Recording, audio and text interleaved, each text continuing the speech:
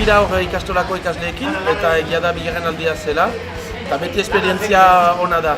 Egia egan behar da, uste dut horreinko gazteek areta gutxiago entzuten dutela rock'n'rolla, orduan gu izan behar gira lekuko pasatzaile. Eta hala ere ikusten da badela interesa oraindik musikan, sorkuntzan eta halako gauzetan.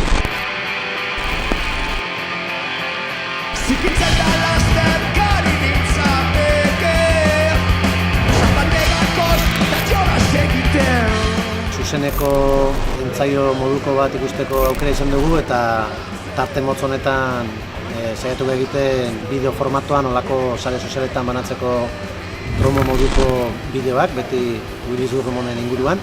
Interesgarri izan da eta ikasleentzat pizgarri bezala Willis Durmon izan da.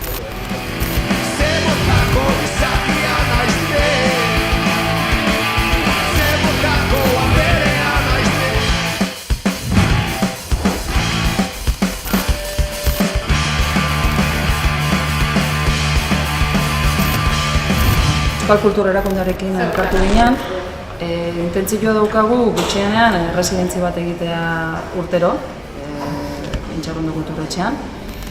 Nola ere taldeei sorkuntza aukera hori ematea, eta nola ez eskolekin edo gaztekin hori partekatzea.